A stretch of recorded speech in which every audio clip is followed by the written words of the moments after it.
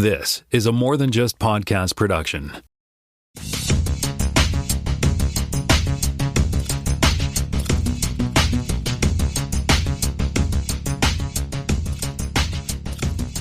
Welcome to Spotcast, Season 5, Episode 1. We're back, baby! My name is Timothy. I am in Toronto, Ontario, and I'm joined once again by Jonathan Kuline in Mississauga, Ontario.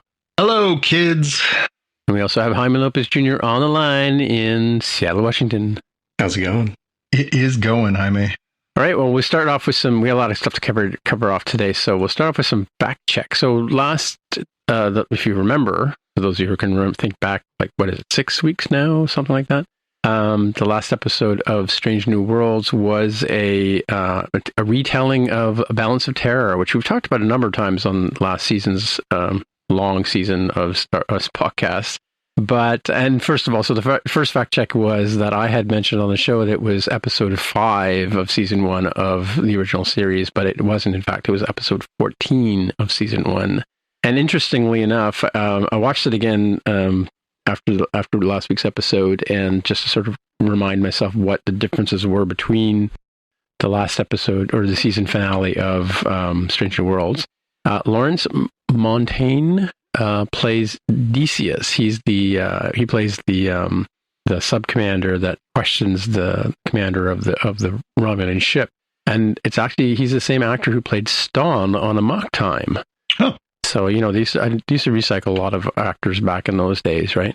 And how Kirk beats the Romulans is he stays just out of range of their weaponry, so that he kind of wears them down as he's chasing them back into the neutral zone towards Romulan space. And that's how he ends up defeating Mark Leonard, who went on to play Sarek.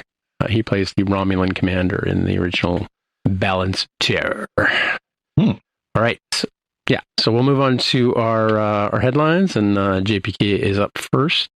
Yeah, so while we were on our little summer hiatus, unfortunately, we had the passing of a Star Trek legend, Nichelle Nichols, who, of course, played Uhura in the original series and, of course, the films, and was sort of this, long-lived representation in pop culture of this not only Star Trek icon, but Black icon.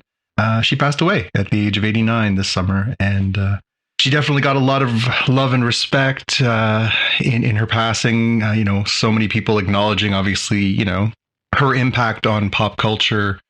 So many people, young Black women who, she influenced, and so many people, being the first interracial kiss on television.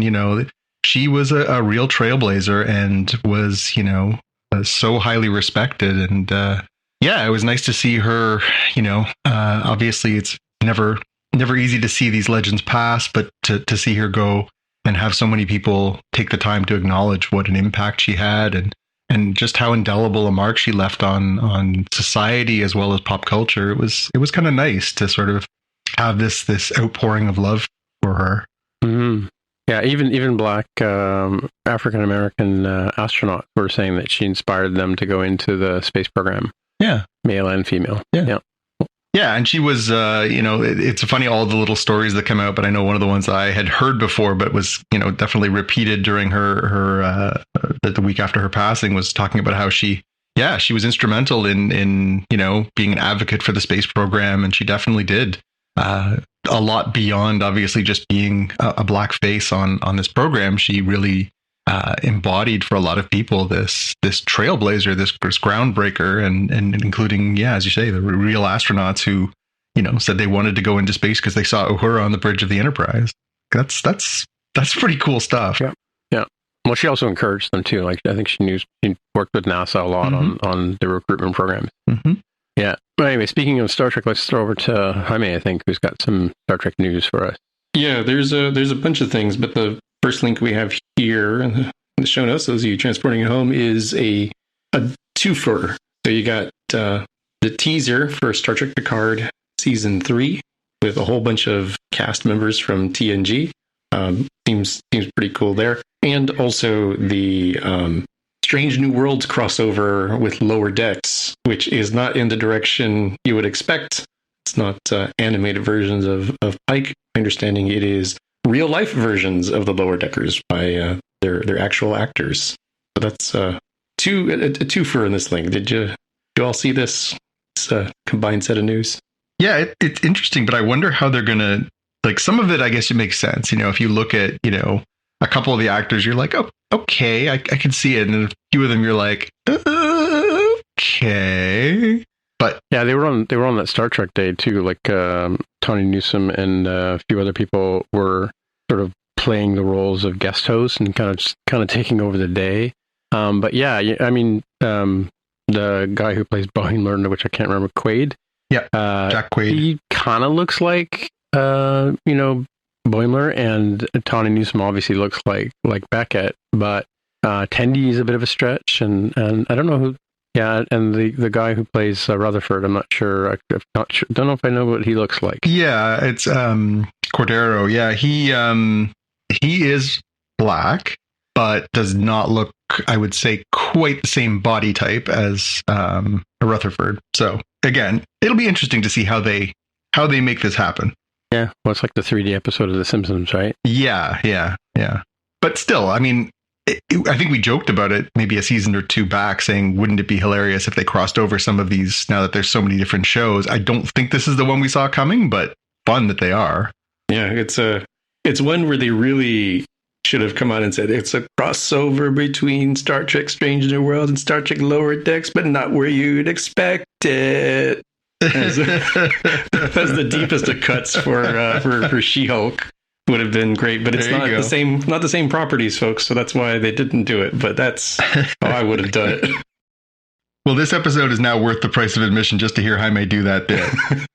Well done, sir. Well done. What else did we get from Star Trek Day and all the news around that? Oh yeah, so we got the first trailer for Star Trek Picard season 3, the final season, and we knew that we were getting the TNG cast back, but to actually see them now in the trailer and sort of get a little hint of where it's going was kind of cool. Again, it was a teaser, really, not a lot of detail, but yeah, cool to see the characters back. It's silver hair abundant, but except for Geordie LaForge, because LeVar Burton is aging stunningly well. But yeah, very cool to get that little taste of Picard coming up. We also got news that they've added a new cast member to Star Trek Strange New Worlds. We knew that we were going to get some changes because there was a bit of a turnover at the end of the last season, but we got news that the acclaimed performer Carol Kane is going to join the cast as a recurring role of the new chief engineer Pelia. So that's kind of neat. Cool. For those who are not familiar with Carol Kane, if you've seen probably the most pop culturally relevant role she has is as the old woman in Princess Bride, who is married to Billy Crystal's Magical Mac. I can't remember what it's called. But yeah, it's kind of a neat casting bit of news. And the other thing that they announced as part of Star Trek Day that was really sort of note for us is that we've got a start date for the new episodes of Star Trek Prodigy. So obviously that ended on a bit of a what's going to happen next. And so we know we're going to get our mid-season return for that on Thursday, October 27th on Paramount Plus or Crave. Yeah, that one's a weird one because it's not like a season 2. It's just the rest of season 1. Yeah, and it did kind of leave on a bit of a where do they go from here kind of deal. So yeah, it'd be interesting to see where they pick it up and how it goes. What have we got in Star Wars news there, John? Star Wars news, yeah. Last weekend for us was also D23, the big Disney convention that brought us all kinds of Star Wars news. We got another full trailer for Andor. We got another bit of trailer for The Mandalorian. We got news about The Bad Batch. We now have a release date for Bad Batch, which is coming on January 4th, 2023. We got our first look at the Star Wars Tales of the Jedi series, which had previously announced, but we didn't really know sort of what form it was going to take. And it's a series of shorts, and it's 6 animated short films based around the stories of Ahsoka Tano and the rise and fall of Count Dooku. And we know that it's coming now on October 26th on Disney Plus. And the trailer looks really cool. I must admit, I wasn't sure what to make of this, but now I am way in on this. It looks really good. Yeah, it's kind of interesting to see. I don't even know if we can call him Count Dooku. Is he Viscount or perhaps a merely Baron Dooku? Because I don't know how that really works for him. But he's a much younger Dooku in the Tales of the Jedi stuff. But to see him in his prime. Yeah, and we through the course of Clone Wars and some of the other bits of lore, we knew sort of that he was this sort of he is a genuine count on his world, and we knew that he sort of had this rise to the heights of the Jedi Order and then this great fall. But to see that come out and actually watch it sort of unfold and get that shown on in cartoon form is really cool. I'm excited about that one. Also mixed in there, they threw us a little bit of extra news. We got a little bit of extra news about Skeleton Crew. They showed the whole cast. They talked about how that one's coming together. So that's kind of cool. We got a little bit more detail on the Ahsoka series. They apparently showed a trailer there, but have not made that public yet. But that showed Ezra Bridger. They've cast a new actor named Iman Esfandi to be Ezra Bridger from the Rebels series is going to be in that. Hayden Christensen is apparently going to appear as Anakin again in the Ahsoka series. And they showed footage of Natasha Liu Bordizzo as Sabrine Wren, who's, of course, a Mandalorian in the Rebels series. So it's now becoming pretty clear that Rebels has become essential watching if you're gonna get into the Ahsoka series, because it looks like it's essentially Rebels Part 2. It's a sequel almost. It's sort of the series.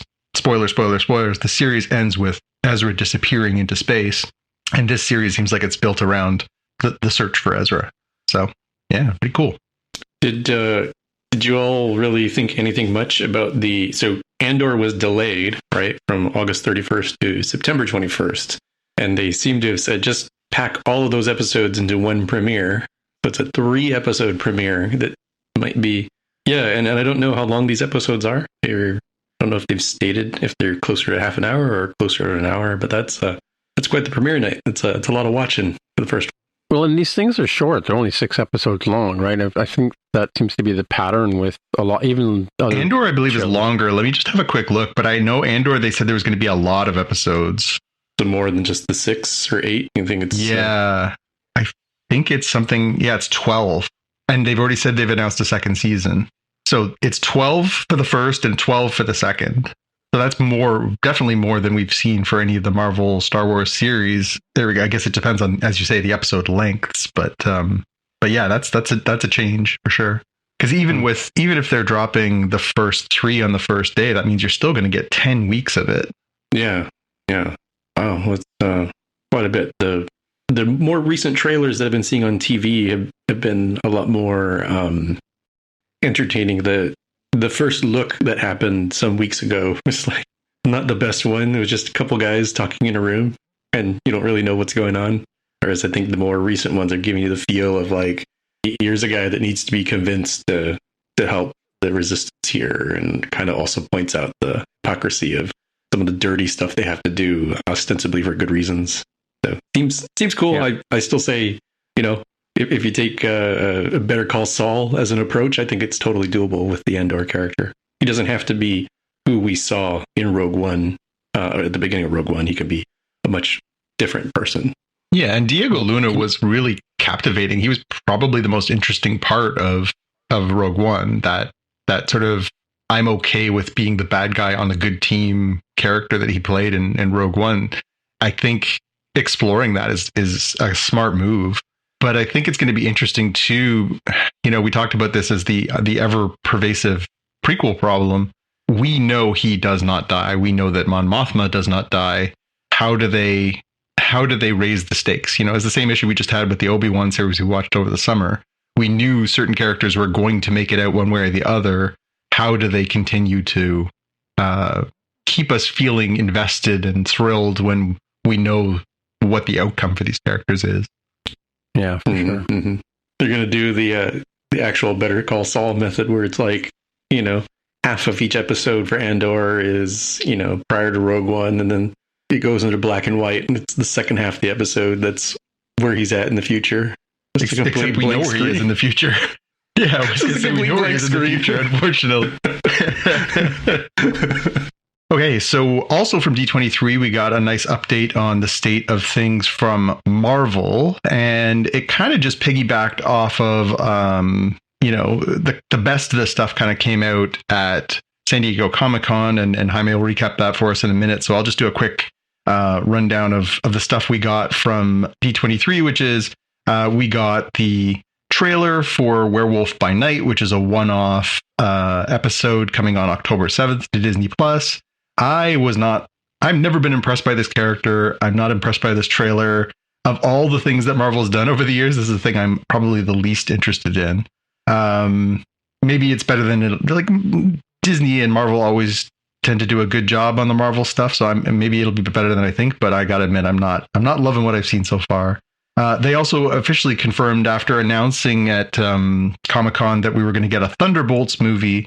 They introduced the full lineup for the Thunderbolts for who was actually going to be in it, which was kind of neat. So, we saw that it's going to be Bucky Barnes, Yelena Belova, so that's the new Black Widow, the Red Guardian from the Black Widow movie, U.S. Agent from Captain America, from Falcon and the Winter Soldier, Taskmaster from Black Widow, Ghost from Ant-Man and the Wasp, and Valentina Allegra de Fontaine, which is the Julia Louis-Dreyfus character we've seen popping up as a recurring character.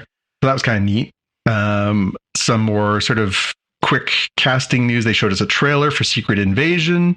That was kind of neat. So we know that one's focused around Samuel L. Jackson and the Skrulls infiltrating Earth. We saw that some of the characters like Maria Hill, played by Kobe Smulders, is coming back. Everett Ross, which is Martin Freeman's character from Black Panther, is coming back. Talos, which was Ben Mendelsohn's character from Captain Marvel's in the trailer. Rhodey, the War Machine, is Don Cheadle, is coming back. And we also saw some new faces. We saw Emilia Clarke, of course. Daenerys from Game of Thrones is in it. And we saw Olivia Colman, of course, who's multiple-time Oscar-winning Best Actress, is in it as well. Like, bravo, Marvel. They teased a couple more casting things. We saw that Ke Huy Quan is joining the cast of Loki. He is most recently was in Everything Everywhere All at Once, but probably best known as Short Round from the Indiana Jones movies and Data from the Goonies. So glad to see him reviving his career. He said he felt kind of jaded and sort of unofficially blacklisted after for being Asian. So to see his career starting to sort of gain momentum again is amazing. And yeah, that's sort of the biggest stuff that came out of it. Jaime, do you want to go back to where we were over the summer and the big stuff that dropped at Comic-Con? Yeah. First one is the new Daredevil series for Disney Plus. What is it called? Daredevil Born Again. New series coming out in the spring of 2024. So gonna have to wait a while. But spoilers for later in this episode, they kind of teased a little bit more of that in the She-Hulk series. But yeah, that'll be exciting. So they're way long ago we wondered what was going to happen with this whole Netflix thing and all these Netflix heroes, and at least a few of them are coming over so far. They're getting past all the rights issues. Yeah, since they announced that, they've kind of gone out of their way to make a point that they're reviving Daredevil, but the reason I think they're using that Born Again moniker, which is a series sort of storyline in the comic books, is because they kind of are saying that it's more of a season 1 than a season 4. Like, they're not really saying that it's going to pick up from where they left off. It's more like it is Born Again. It's Charlie Cox, it's Vincent D'Onofrio, it's reviving the characters and stuff, but it sounds like they're kind of treating it like a season 1. And in doing that, they're also pointing out that for the first little bit, he's going to be wearing his 1960s debut gold and black costume too. Yeah, it's a funny one. I wonder how separate it will be in how they're doing things. There has been precedence for this with the Orville, which had like technically a third season, but really not a third season. It's kind of a first season of a previously existing series kind of thing when it moved from Fox to Hulu. So I wonder if they're doing that sort of weird thing as well. Like if you go into Hulu here in the States, and I don't know what it does in Disney Plus in other areas, it literally shows, season 1, season 2 of the Orville, and then what should be the third season is New Horizon. Weird. Yeah, it's kind of like a soft reboot or something. Again, I'll be really curious to see how they decide to approach it, because one of the hallmarks of the Disney versus the Netflix take on the characters is that the Netflix stuff was pretty dark and grim and bloody, and the characters that they chose to highlight had very, very big flaws in the Daredevil character, Punisher, Jessica Jones, Iron Man, Power Man, or Luke Cage is what they call him there. It'll be interesting to see how they do or do not Disneyfy them for this audience that's a little different, especially given that they brought those series over to the streaming service. Yeah. Keep it gritty. Get some blood on the Mickey Mouse t-shirt. Let people know that you are not willing to pull any punches. You're going all in on it, just to assuage people's concerns right there in the first episode. Yeah, I mean, I loved the Daredevil series. I think it was incredible television, and I'm hopeful. I mean, I love Charlie Cox. I love Vincent D'Onofrio. I hope that they do continue to let those actors cook. So I'm a little concerned, but then also, as I say, I mean, Marvel seems to have a real sense of what it wants to do with these characters. So I'm also hopeful that they'll find a way to sort of have it both ways. Yeah. Next one up is the first trailer for Black Panther: Wakanda Forever, which also includes some Namor action, as well as what Atlantis is like. Atlantis getting a Mayan Aztec kind of look and feel to their whole look. You all see this? Yeah, it was very cool. That was one of the best trailers I think I've ever seen. Like the music, the pace, the stuff they chose to highlight. Like as far as a teaser goes, that didn't really get into plot, but was really just sort of teaser. It was really well done. Yeah, it does get you pretty hyped up. I'm not sure. I still am curious, especially after watching that first trailer. The part that I think all of us are sort of on the edge of our seats waiting for is how do they deal with not having T'Challa as the Black Panther in a Black Panther movie? Do they kill him off screen? Does he go off to live on Mars? And I don't know how they're going to do that. Was there enough time before Chadwick Boseman's death that he was able to record some dialogue that they could have a CGI Black Panther speak? I'm really curious as to how they're going to do it. I mean, it seems like they're treating this with the utmost reverence. All the people involved have all said the right things about Chadwick and honoring the legacy and everything else. But how do you have a Black Panther movie without a Black Panther? They've already said they're not going to recast T'Challa. It would make logical sense if, as a result of this movie, there is a new Black Panther, whether that's his sister Shuri or another character. But I'll be really curious to see how they stick handle this. Again, beautiful trailer, amazing cast. We know Ryan Coogler is a genius as a director. All the ingredients are there to be an incredible film. But how do you tell a Black Panther story without the Black Panther?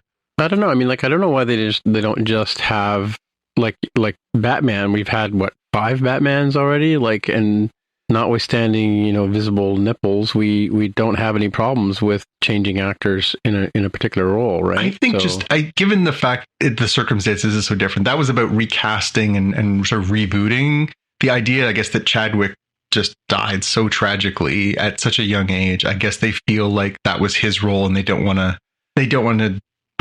take it away from him in any way, shape, or form. Retiring his jersey kind of thing. Yeah, but I mean, by that same token, and maybe it's just the proximity of time too, Tim. Like, we had Heath Ledger play the Joker. He won an Oscar for it posthumously. Everyone acknowledges that that's the best performance we've ever seen of somebody as a Joker. Sorry, Joaquin Phoenix. But, as with all things, we've had 2 other very high profile actors take that role since then, one of whom, Joaquin Phoenix, won an Oscar for that role. Maybe it's just in that case, there was enough time for people to sort of accept that somebody else could be that. And it isn't really the same role in that the way, it's not the same sort of movie series. It's not the same story. Yeah. It's not the same story. Definitely. So, maybe it's a little bit of a different circumstance, but yeah, I mean, it would have been a really hard ask of any actor to come back and try and be Chadwick Boseman's character. But yeah, I'm absolutely fascinated with how they're going to have this movie wrap up and reconcile all that? Yeah, remains to be seen. And speaking of Marvel movies, yeah, we got Phase 5 and Phase 6. For Phase 5, I'm going to try to run through things first, and then we can do the commentary just to sort of catch the highlights. So starting things out is Ant-Man and the Wasp, Quantumania, coming theaters, February 17th, 2023. You'll have the Secret Invasion show, I believe, if I'm not mistaken, in spring 2023. Guardians of the Galaxy Volume 3, debuting on May 5th of 2023. A trio of things in the summer. We've got the Marvels movie, you've got the Echo series, and you have season 2 of Loki. In the fall of 2023, you've got the Ironheart series, a interesting one in the winter of Agatha, Coven of Chaos. The next Captain America movie is on May 3rd of 2024. That is Captain America New World Order. We talked about Daredevil Born Again coming out as a series in spring of 2024. And we also talked about Thunderbolts coming out on July 26th, 2024. That's a lot. Yeah, they're not messing around, are they? Not at all. Not at all. I am unclear from Ant-Man and the Wasp, and you all can't see this poster, but you see Ant-Man, you see the Wasp, and I'm going to assume this person is Quantumania because I have no clue who the person is in the purple. Just process of elimination here. So that is Cassie Lang. That's his daughter. There we go. So we knew that because a lot of the characters, obviously, it's 5 years later. It's supposed to be after the blip, and everybody comes back. And we saw in Avengers Endgame that Cassie is now a young woman and not a little girl anymore. And so, yes, Cassie will be coming. I'm not sure if they've identified which iteration of Cassie. Cassie has been a Marvel Comics character for a very long time. Again, just like in the movie, started as a little girl and then became a young woman. And as a young woman, she adopted her father's powers and has had a couple of different identities, both shrinking and growing. So it'll be interesting to see which character they're going to make her. But she is part of the family now, so there's 3 of them, not just 2 of them. The villain for this is Kang, which you can see in the trailer, the background of the photo that they've released as well.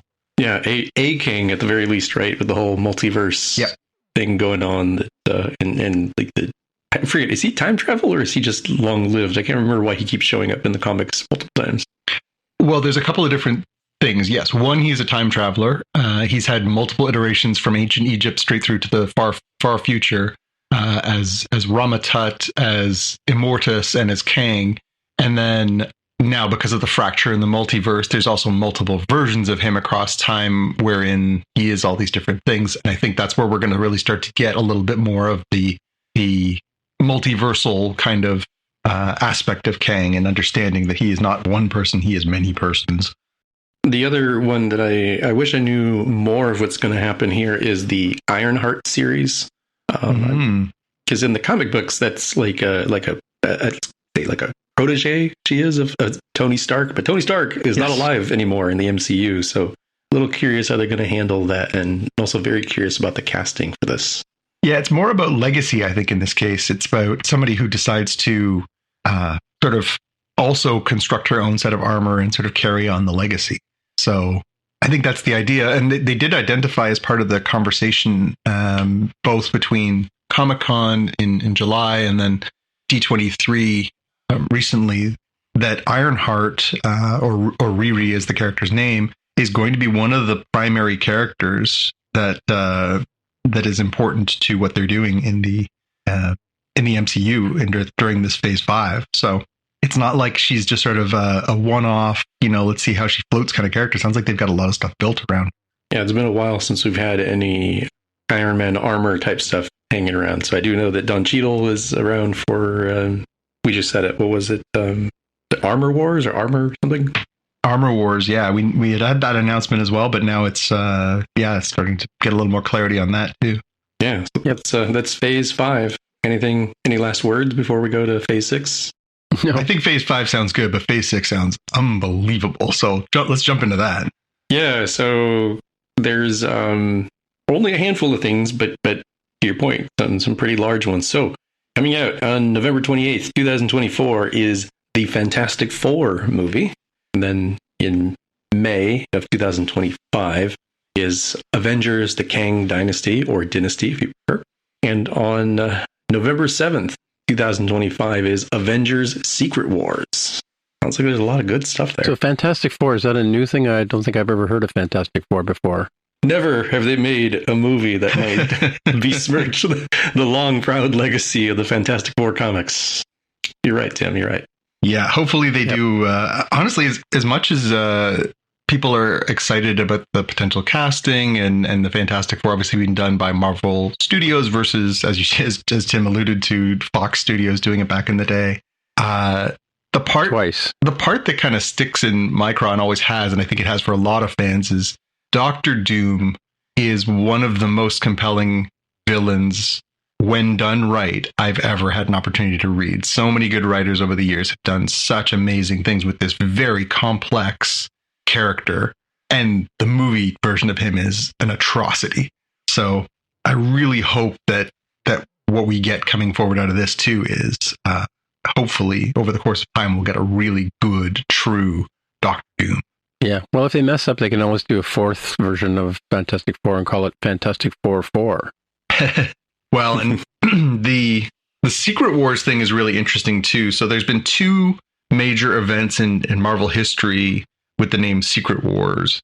The Secret Wars that happened in the 1980s was a 12-issue crossover event where basically a large number of the heroes and villains from Earth were kidnapped by this sort of omnipotent being called the Beyonder, brought to this world and told to basically fight to the death, and then whoever was winning at the end will be given sort of this ultimate prize. It was a great thing. It was a good opportunity. It was really kind of a sales tool. They were trying to sell toys. But it was a really good story, and it also spawned some important moments, like the change of Spider-Man's costume from the classic red and blue into the black and white, which eventually became Venom, and introduced new characters like Titania, who we are now seeing in the new She-Hulk series. And it was a real sort of milestone book. But that being said, I don't think that's the interpretation they're taking. I think they're taking the interpretation from the series that was just a few years back, written by Jonathan Hickman, Secret Wars, which was really similar concept, but basically what it was about, like DC's Crisis on Infinite Earths, it's about condensing and combining all the universes into one. So Marvel at that point had multiple universes. Miles Morales, for example, lived in a completely different dimension or universe than Peter Parker, and this was their way of basically amalgamating it so they could basically take the best from different universes and combine them into one world so that you could have both Spider-Man characters in the one universe and everything else. So the idea that this sort of culmination of Phase 6 is wrapping up with Secret Wars seems to me like what we're talking about is taking all of the X-Men, Fantastic Four, all of these other properties that have been sort of existing in parallel and condensing them into one. So it is an opportunity not unlike Endgame or not unlike Spider-Man No Way Home to overlap a ton of characters from over the years, different iterations from all over the place, like really do it up. This could be, if this is the way they're intending it, could be the single largest assemblage of movie actors ever put together, like A-list beyond A-list of people who played all these characters over the years. Cool. So that's cool. Hey, what's happening with Batgirl? Well, Batgirl is just a bellwether here. While we were on hiatus in between seasons, HBO, in its grand wisdom, has decided that it's going to merge its HBO Max and Discovery Plus services together. A strange move just from the outset, but it sounded like we'll take HBO content and we'll put it on the apparently superior Discovery Plus technology, which, as an HBO Max subscriber, I'm like, there's nowhere to go but up. But so I believe you that it will be better, as HBO Max is, from a technology standpoint, absolute garbage on every device that I own. So I at least look forward to the tech side. But the unfortunate thing is that they canceled so many things that it almost as if they said, what if we had a streaming service without any content? Now, how much would you pay? So Right. the big one is the $90 million Batgirl movie, but like half the things that we talked about several months ago, they canceled, like Batman animated stuff and so on and so on. Like they canceled so much. And yet, just this weekend, earlier this week, they won like a bazillion Emmys for, you know, other things like Succession and Euphoria. So it's like, you know, more sex, more teenagers having sex apparently is going to have to be the plan, because they don't have any DC stuff. It's so weird. It's really weird. And it's weird because, and tying it into the story that I'm going to mention next, which I can just wrap into here, which is to say The Flash is ending on CW as well. They're essentially killing off all the CW DC stuff too. So they basically have made a proclamation. I guess the new head of HBO has made a proclamation basically saying the only place we want DC content now is in the movie theaters. And so it's a really strange move. And we're kind of waiting for the other shoe to drop on a few other things you mentioned, like Jaime, Doom Patrol. They still don't know what's going to happen with that. There's a few things that are sort of in limbo right now. But yeah, what a strange decision process. And $90 million, the reason they decided to can it is because apparently they can get a tax savings if they kill it. But part of that decision is that it can never be aired anywhere at any time under any circumstances in order to get that tax write down. And if they do eventually air it, they don't get the write down. They have to pay it back. It's like $30 million. So this isn't messing around time. Like they are like basically destroying all copies of this thing. And this was the one that was supposed to have Michael Keaton returning as Batman. And, you know, it did not sound like a terrible movie. So wait, they lose if they show this, they're going to lose their tax credit? Yes. So the reason was because of the merger.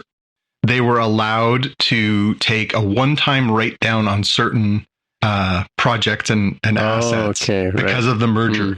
And so the way that it worked was they spent $90 million on this, but they could get a $30 million tax savings if they killed it now before it airs. And I guess they watched it and said, it's too small to be a movie in the theater, and it's too big to be something that we want to air on HBO Max. And we'd never make our $90 million back. We'd rather just get our $30 million back. So they sank it.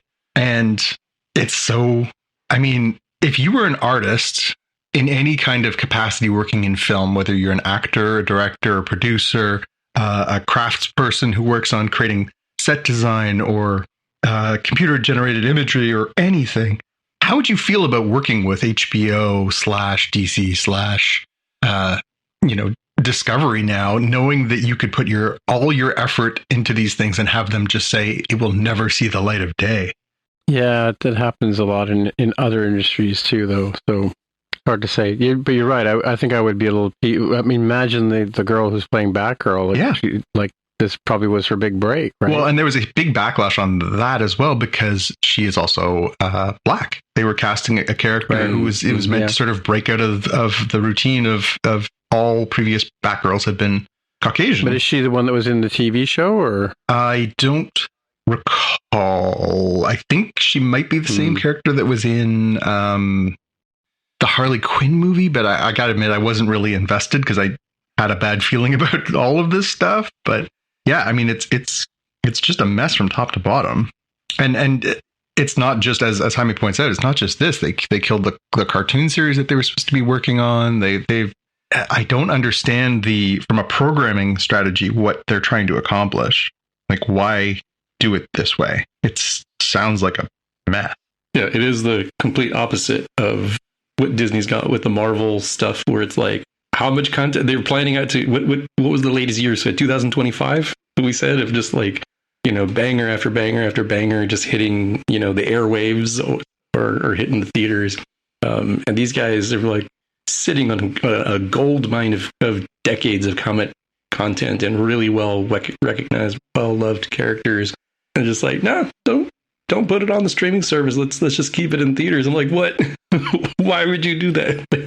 Why? Well, and the reputation in the theaters has not exactly been glowing the last number of years either, right? Like their theatrical releases aren't exactly selling like hotcakes. You know, we talk about, you know, the sort of Wonder Woman 1 and Aquaman 1, there really has not been a lot of love for their work. So yeah, it's a strange strategy for sure. Yeah, stay tuned, kids. So this is the part of this show where we talk about things that are coming out that are Star Trek shaped or kind of stuff, and we've been off for a few weeks, so we've actually had 4 episodes of the Star Trek Lower Decks season 3 roll by, and so we're just gonna sort of hit the high points of the shows. So I'm trying to remember now. I just watched the episode today about the race to get the room that's not on the lower deck, on deck. They think it was on deck 1, but they turns out, spoilers, it's not. So, and going back over the 4 episodes, what can we remember about those? What do you guys got to say about them? Well, episode 1 was the one that was basically a pickup from the way that season 2 ended, which was Captain Freeman was busted, Freeman right? being arrested. Yeah, right, so she was accused of destroying the Pakled planet, and she was going to go on trial. And so it was basically our 4 heroes, Boimler, Mariner, Rutherford, and Tendi, trying to figure out a way to clear her name. And so that episode was not the funniest of the bunch, although the appearance of Zephyr Cochrane and using the amusement park ride at the site of his historic launch to find their way into space was pretty funny. Yeah, but that was the trope of stealing the Excelsior kind of thing, or the original crew goes, and that Star Trek trope where like they have to solve this problem, they've all been grounded, or somebody's been grounded, or Kirk gets his admiralty taken away from him, so they steal a ship and they fly off to save Spock or something like that. So the same sort of idea that this time they're saving Captain Freeman, right? Yeah. So, and of course, that one has the hilarious twist where at the very beginning, Mariner's dad says, just let the process play out. It's going to be fine. And of course, the punchline to the whole joke is that in the end, everything they do to try and go and steal the ship and clear Freeman's name turns out to be for naught, because, of course, it's all solved at a much higher level than they're privy to, which was very, very funny. Yeah. Mm-hmm. Yeah. And is it just me, but does Zephyr Cochrane's ship look kind of phallic in this iteration? It was supposed to be an intercontinental ballistic missile that had been repurposed. Oh, right? yes. So that's kind of probably one of Elon Musk's reworked machines, right? Yeah. Is it No, it's Jeff. I was going to say, I think it was the Bezos phallus rocket. Yes. Mm-hmm. Right. Yeah. And so, what was the second episode of this season? Second episode was the least dangerous game. That was the one where they started playing the Klingon role-playing game. Oh, yes. And then Martok, yeah. Boimler decides that he's sort of stuck in a rut, so he decides he's going to say yes to everything, and he agrees to be the hunted by this like monstrous-looking predator-esque character called Kranich. Yeah. And then there's the role reversal part of that too, where Ransom and Mariner decide to be engineers because Ransom's trying to prove a point, and they send the chief engineer and Rutherford down to the planet to be ambassadors, and they're going to get sacrificed for not showing their belly buttons. Yeah, they had a lot of interesting callbacks to like what was it, like Volcano God, Baby, and an Psychic evil computer. Baby Leader and Evil Computer. Yeah, and the Star Trek 2009 parachute jump that has to be done twice. She went rogue and said, "Oh crap!" he was praising me for not going rogue. I gotta go back onto the station and try to pretend that this isn't the second time I'm doing this jump. Yeah, and the actor who plays the voice of Martok, his voice actor J.G. Hertzler, it's perfect, bang on. You would think it was the same actor. Isn't it the same? I thought it was the same actor. Yeah, is it not? Because it's the guy who played Martok plays Martok. I'm 99% sure. When was that? That was like that would have been like mid-90s. A few characters on. He played Kolos on Enterprise. He played a Klingon captain on Enterprise. Wow. Yeah, because that would have been back into. Yeah. Oh, yes, you're right. He played Martok on a bunch of things. And Deep Space Nine, and yeah. No, he's great. He was in Voyager 2, or Voy as we like to call it. Voy. And he was also, he played Martok on Deep Space Nine. Yeah, nice to hear those familiar Like I voices. said, And they actually said- had, was it James Cromwell was back as Zefram Cochrane too.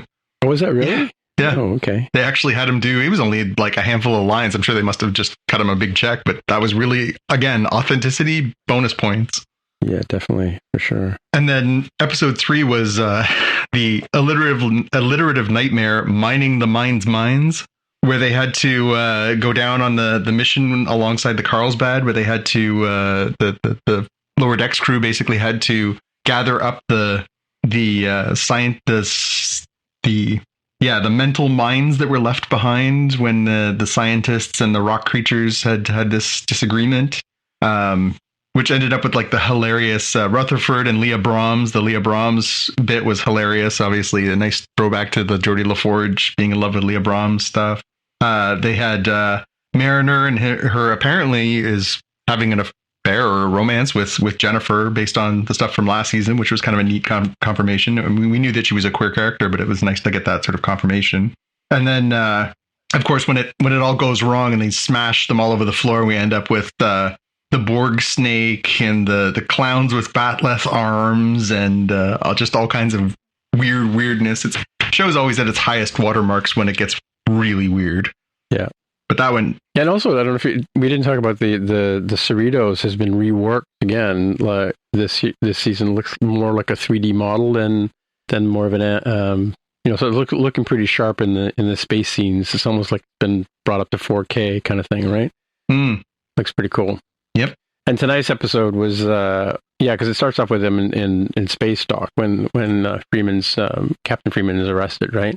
But and today's episode was the race to try and hack the lottery so that they could win the room on the 4 rooms on the first floor. I'll leave it there. Yep. Yeah, that's pretty cool. Yeah, and then mixed in with that was the overworked engineering crew and Freeman going to the relaxation facility, which was very funny. But for my money, the steal of the episode was the Bonnie and Clyde, Shax and Ta'ana scenes. Those two are just the funniest. Whenever they have a scene with the two of them, is always just like a notch up on the crazy, hilarious scale, where they're like both clearly extremely kinky and also a little deranged, and it just always ends up with some hilarious dialogue and scenes. The one plot point I have a problem with, isn't Shax an engineer? No, he's chief of security. Oh, chief of security. Okay, right. Yeah. Okay, that was pretty cool. Yeah.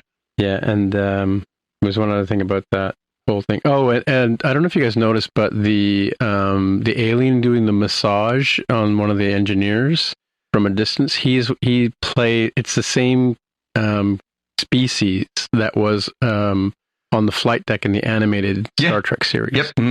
Yeah. Yep. I noticed that too. So, yeah, it was kind of cool. Yep.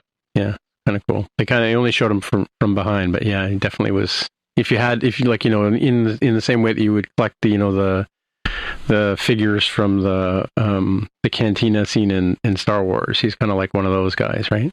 Yeah. I also the reference to Ransom having a churro-based girlfriend that repeated in there. Computer 25 churros hot in a brown paper bag. Churro Olivia, I think they called her at one point, is also just the height of depraved humor. And is it my imagination, or in these first four episodes have we heard a lot more bleeped swearing than the previous seasons? Yes. Well, I think we've heard quite a bit of it, like especially today with the captain getting all stressed out, right? So, yeah, it just seems like I've noticed over the past few episodes there's been a little bit more bleeping than perhaps there was in the past. Yeah, for sure. But I mean, still continues to be, for my money, although I loved Strange New Worlds in a way that I didn't expect to. Lower Decks is still my favorite of the series that's ongoing right now. It's so consistent in its humor, and it's beautiful reverence and irreverence mix. It both loves Star Trek and also enjoys just mocking it mercilessly. It's such a beautiful tightrope act that they walk, but this series is so good. Well, it's the same, and it's the same writers too and producers behind Rick and Morty and Solar Opposite, because they have that same sort of, they drop bon mots all the time, right? Mm-hmm. And they play with different tropes and things like that, right? So yeah, mm-hmm. Kind of cool. Good show, love it. Yep. Love it. So yeah, 4 episodes in. If you haven't seen them, pitter patter, get at her. Yeah, especially when the season's only 10 episodes. Yeah, that's true. Yeah, it's kind of a sad thing. Yep. Mm-hmm. Yes, but I definitely enjoy the new Cerritos look from outside. Yep. All right, so should we move on to the other shows we've been watching? Yeah, for sure. So House of Dragon, starring Matt Smith, is the prequel to the Game of Thrones. I'm really enjoying it. The only questions I have, so they're playing Aegon Targaryen is mentioned as one of the ancestors of Daenerys in this. So Aegon is the young baby brother. That's actually an earlier Aegon. It's not the Aegon that is her father. A different Aegon. Okay. Yeah. Okay. Yeah, I was going to ask. So that was one question I have about this. So in this one, and I'm really enjoying the thing about it. But I'm kind of curious though.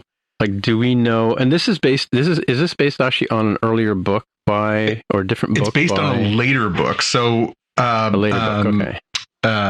The book that it's based on is more of like it's not a novel. It's a history book. It was written as a history book, like the Silmarillion kind of idea. Same idea, yes. So it's certainly written much more from a historian's perspective, which is George A.R.R. Martin writing it as a historian writing a book about that time period. So this is showing us a lot more detail than we had in the book. In the book, and a lot of references, it's just like, and then so-and-so got married to so-and-so, and here we're actually getting to see it and hear the dialogue and everything else. But it is sort of mapped out. You can actually get it on Audible, or you can get the book, and you can know sort of how this history plays out. Obviously, just like Game of Thrones, the television series versus the Fire and Ice series, there's lots of adaptations and changes and amalgamated characters and all kinds of stuff too. But if you are somebody who wants to get ahead of things and know all the secrets and know the 7 layers below all the layers, it's there. So I like the fact that when he hands the daughter, or I've forgotten her name now, the knife that after he superheated it, so she can read the inscription, Rhaenyra. She can read the inscription, and it talks about, what's the name of the book that the Game of Thrones is? Song of Ice and Fire. Is that the one? Ice and Fire, yeah. And he's sort of like you're going on some sort of Star Trek, or Trek through the stars, kind of like literally turning the phrase on its side and looking at it, right? Although kind of a Easter egg drop. It is, but I think you've kind of hit on one of the things that I kind of have struggled with over the first 4 episodes. And now I will say, like you, I enjoy this series. I think the production value is gorgeous. I think the performances are incredible. I think there's so much to like about this series, but there are a few inconsistencies that are kind of like, So unlike Game of Thrones, which really started so super slow as far as time, like a passage of time, if somebody had to walk from like the north to the south, it took like a year and a half's worth of episodes. Whereas towards the end of Game of Thrones, they were like, a light speed traveling where they'd be like, okay, hop on my back. We'll get there in 2 weeks. In this one, they're trying to tell you not a cohesive story, but almost like a history. So it's jumping forward episode by episode in time. So the first episode of this season, Rhaenyra is supposed to be 12 years old. In episode 4, which we just saw on Sunday, she's supposed to be 18. So we're moving forward. And the showrunners have already said the first season will encapsulate about 30 years of Targaryen timeline. Oh, really? Okay. But what that means is there's these weird inconsistencies. So in the first episode, when the king decides to name Rhaenyra as the heir to the throne, he shares with her the thing that all Targaryens know, which is we will be responsible for stopping the long winter when it comes, because by divine right, that's what we're supposed to do.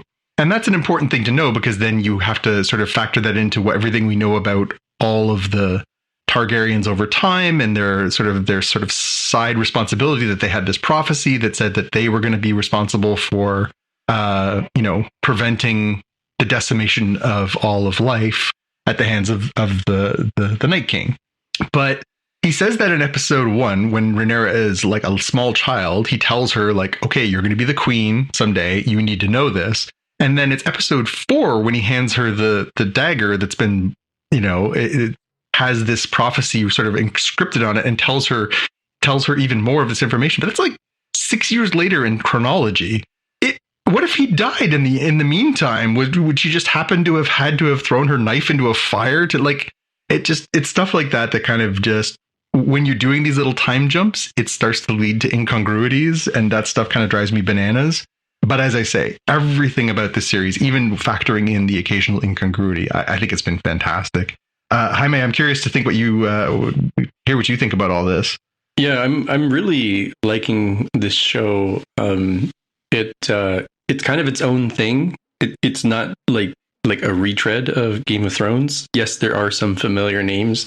Yes, there's still people battling for the throne, but it's such its own sort of beast where, you see like King Viserys is kind of on his own little arc, right? Like I assumed he was going to die fairly early on, because like, oh, okay, he's going to be, like the guy who leaves the throne vacant, but no, he's hanging around, and he's kind of showing us how being a good person can make you a terrible king, right? Because he makes some questionable choices that like, I see how you got there, but man, that was like the dumbest thing you could do from like a purely looking out for yourself kind of standpoint. So he's been pretty good. I like Rhaenyra, Millie Alcock, as the current version that we're seeing as a teenager, and then just high praise for Matt Smith as Daemon Targaryen, because he is the best uncle ever, apparently, in all of history. Can we put a pin in that one?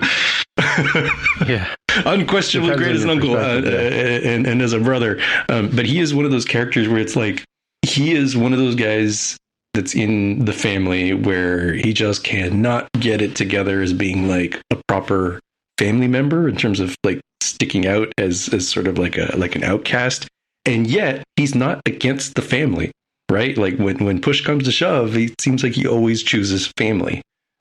So he's kind of an interesting gray character for me. Yeah, he's both been really compelling as a character, and also hard to get a read on him as to, I mean, this whole recent episode, and again, we're in spoiler territory, kids, but the whole idea of like seducing his niece. Now, again, Targaryens have... Yeah, well, that's kind of like the uncle taking the nephew out and getting him, turned on for the first time. That's kind of sort of where he was going, and then all of a sudden it takes a left turn. Well, right? But then I don't think it did. I interpreted it as he was deliberately trying to take her out. Like it's the point where he takes her hat off so that everyone can see that it's her. Right. I think he was doing this whole thing was all a plot to basically shame her so that her dad would have to let him marry her so that he could get the throne. That's how I interpreted it. Yeah. And so again, he seems like he's always got both the best and worst of intentions at the same time. Like he clearly does love his niece, both in a family way and in a not so family way. It's really weird and complicated.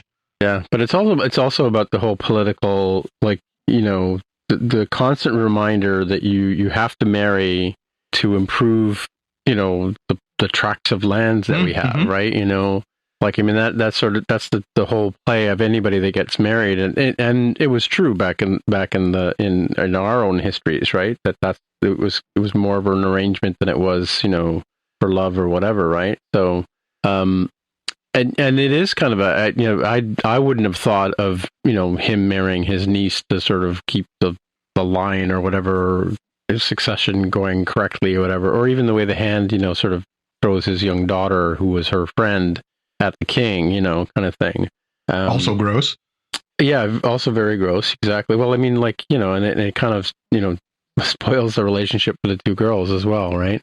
Yeah, it's interesting. It's an interesting sort of play on the politic of getting married or marrying for because I mean back then, I hate to say it, but women weren't considered anything but property, right? Mm-hmm. Well, and as is pointed out in the first episode of this, baby making machines, right? The way the horrifying scene in the first episode with the birth of one of Aegon's heirs there, or one of Viserys' heirs, is just shows the true value that they put on women, which is not much.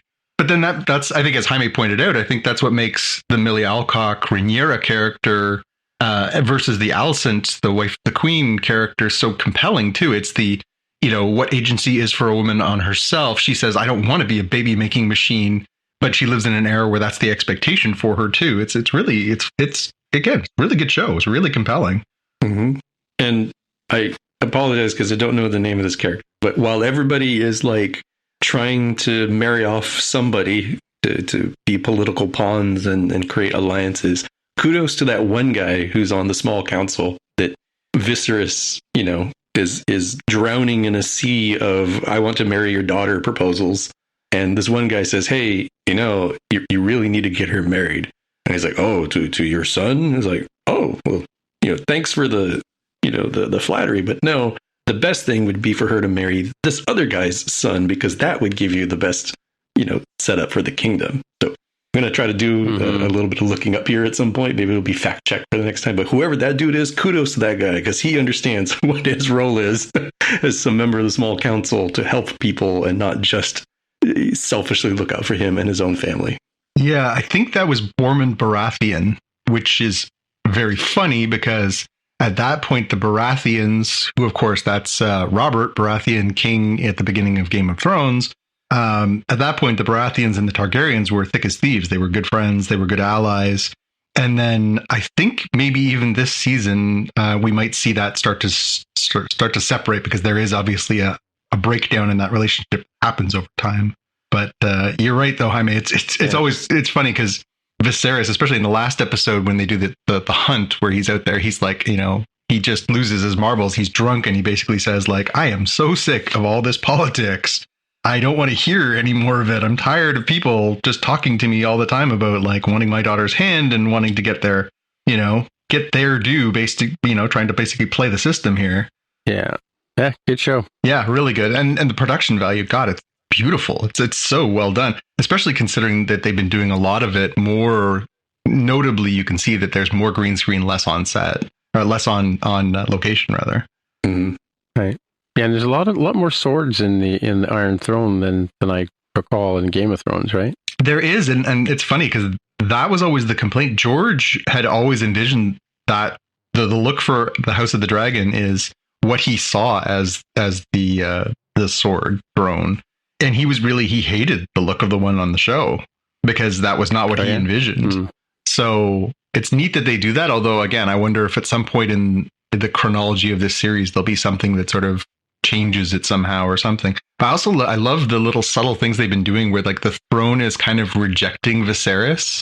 It keeps cutting him and he keeps getting these like sores and cuts all over him. That's true. Yeah. Mm-hmm. Yeah. So if you read the book that this is based on, there's sort of this allusion to the fact that the throne kind of has a mind of its own and that it basically chooses the worthy and the unworthy. And part of the reason why he keeps getting cuts and sores and scabs, and he lost a couple fingers in the most recent episode, part of that is supposed to be that the throne knows he is not worthy of it. Oh, I see. Right. And so it's subtly killing him because it knows that he does not have what it takes. I mean, he's not a dragon rider. He's not a brave man. He's not a swordsman. He's a politician, and the swords know that he's not worthy of sitting there. So it's basically trying to kill him. So he's a sort of the Les Nussman of this episode or this show because he's always got a Band-Aid on somewhere, right? That's right. Well, and again, the whole, if you sort of look at the way the different, the boldness and the strength of a character like Daemon, and I think he's one of the more compelling characters we've had in Game of Thrones, versus his brother, who is clearly like, not the same cut of the same cloth. It'll be interesting to see how this continues to play out over the series. Yeah, cool. Right, and the next show is the Tatiana Maslany's She-Hulk, which is a really interesting show. I think if it wasn't for her being the character, I don't know if I would really buy into the show because it's kind of wishy-washy as far as Marvel movies go. But she's such an compelling actor, in my opinion, anyway. That she makes light of the role and makes light of her powers and that kind of stuff, and breaks the fourth wall all the time. It's really a really interesting thing, and I don't know, is it like Night Court meets the Incredible Hulk? Yeah, it's kind of lighter fare, so people have been wondering, like, where is this going? And I think there is someplace it's going that's been very kind of slow and subtle, and I don't know that it'll actually get there through the end of the season. Here we are through episode 5 out of a planned 9. So I am reminded of very similar, like, where is this going kind of vibes that people had online for WandaVision. Now, I kind of, I enjoyed WandaVision. I still wish it kind of had gone the route of like, oh, grief is the villain kind of thing, and not as great as Agatha is. I'm looking forward to her show. Kind of hoping this one is kind of just setting up things for other parts of the MCU and isn't going to have a distinct, oh, here's the big bad at the end kind of thing. Right? They've flirted with some stuff that's going on, but I'm kind of okay just having a here's some nutty stuff that happens in comic book land kind of show. I don't know that we've really had something like that in the MCU. Yeah, I mean, as sort of a Marvel take on a sitcom, which is more or less what this is. I think, Tim, you kind of nailed it with your comparison to Night Court. It kind of is. It's the closest I think we've come to almost a truer sitcom situation. The situations come up episode by episode, week by week. There's a weird law case, and there's also some superheroic stuff going on around it. But I mean, this week's episode, for example, like, She-Hulk doesn't punch anybody. Like, it's not about that. Yet it still really works.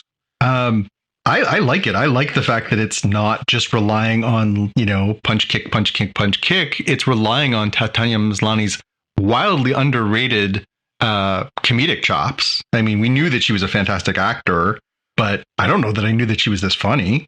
And then putting a really good supporting cast around, and then guest stars galore the first few weeks. Obviously, we got Wong, and we got we had notably Bruce Banner, the Hulk himself, for the first full episode, and then a part of the second one.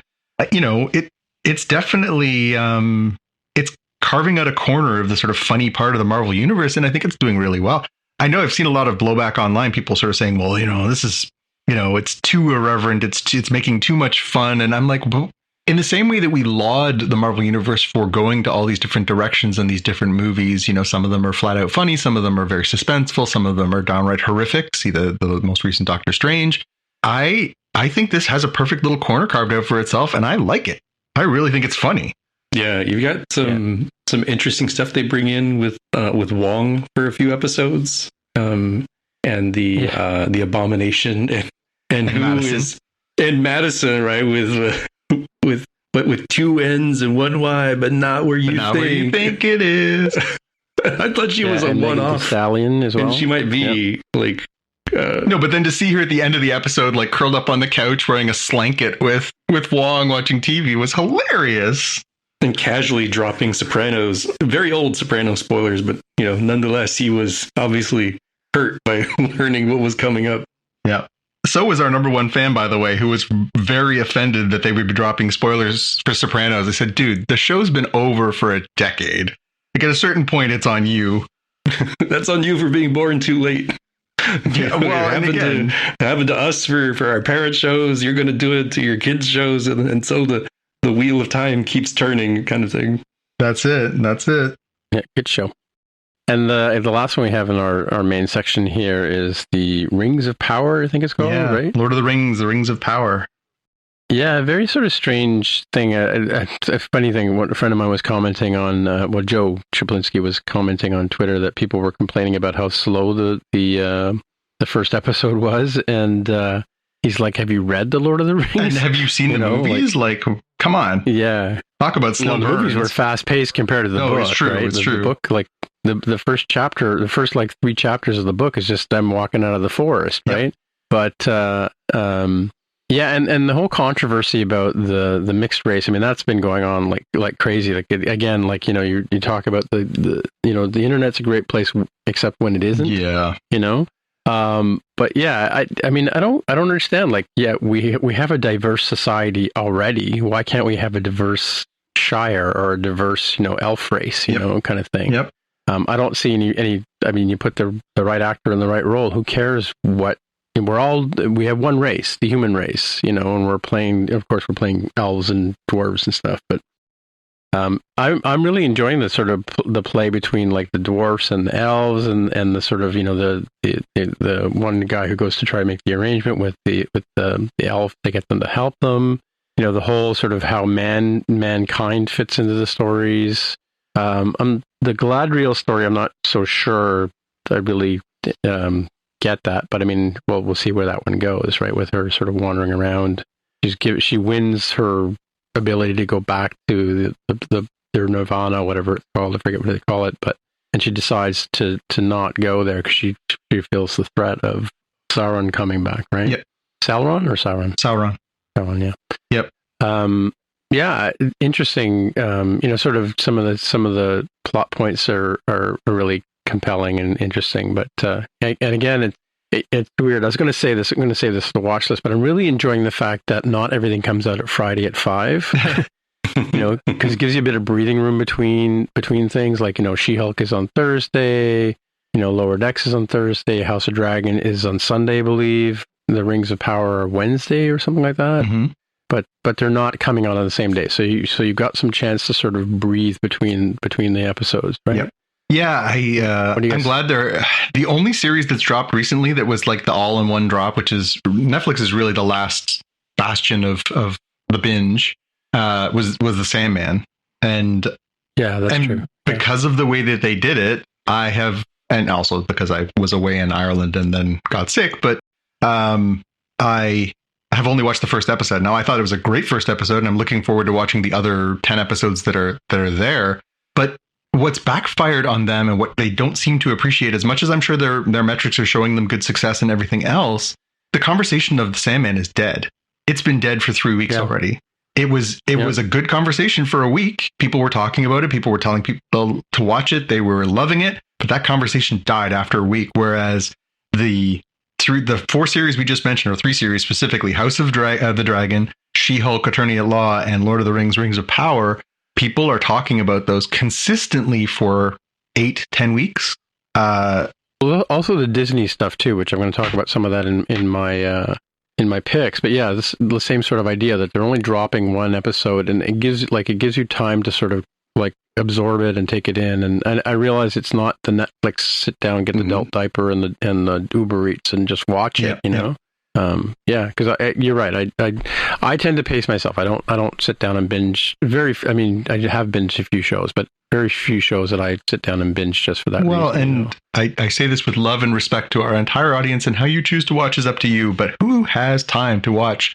If they drop 10 1-hour plus episodes of a show, if you want to be part of the conversation about a show, you basically have to commit to that first few days that it drops, watching the whole thing. I'm sorry, but I'm an adult in his 40s. I don't have time for that.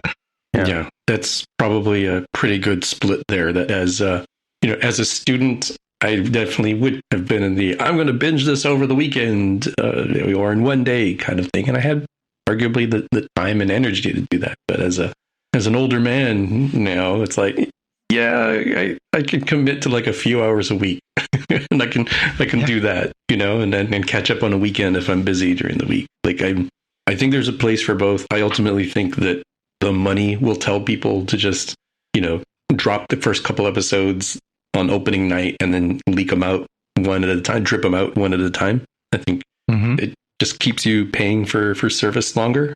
So I think eventually people will move there, and then some things will be like, yeah, this one isn't going to need a drip. This isn't a marquee one, and we can get more bang for the buck by just releasing it all at once. I think there will be some give and take there, given that it's not like traditional things that like, hey, guess what? Fall season started for broadcast. You need to have something that sells Huggies, Pampers, and Coca-Cola, right? You don't have those restrictions. You can have more episodes, fewer episodes, release them all at once, week at a time, some mixture. And we've seen some series be like, this episode's half an hour. This other episode's an hour and a half. Because why not? It doesn't have to fit in the same 8 to 9 o'clock time slot, right? Yeah, no, I think you're right, Jaime. Although, again, I wish the Sandman was more of that conversation that had lasted longer, because from what I've seen so far and from my love of the story that it's based on, I wish that it had captured more people's imaginations. And I feel like it was a flash in the pan because of the way that it was released. Yeah. Coming back to what you said, Jaime, in previous episodes about Netflix, Netflix is, in my mind, like we know that they are down subscriptions for the first time in ever this last quarter. To me, they are making themselves the most expendable service right now because of the model that they use to drop all their episodes at once, because I can go months without needing it versus something that is doing, like Star Wars. If I'm a Star Wars buff, right now I'm going to start watching Andor. Andor is going to basically end. 2 weeks later, Bad Batch is going to start. Right after that ends, you're going to, like all these things kind of piggyback on each other. And you kind of have to keep your subscription if you are interested and want to be part of the conversation. With Netflix, I could drop it for 6 months and then pick it up and binge for a month on the stuff that I want to watch and then move on, because the conversation comes and goes so fast. Mm-hmm. Mm-hmm. Yeah, I was going to say, I don't know if we're there yet with Netflix, like in terms of, we've talked about the fact that you get, heating and water and food and Netflix kind of like they kind of go hand in hand with, you have internet and you have Netflix. They're so deep in terms of what they've got in terms of shows, and they're bringing new shows in all the time that they're not.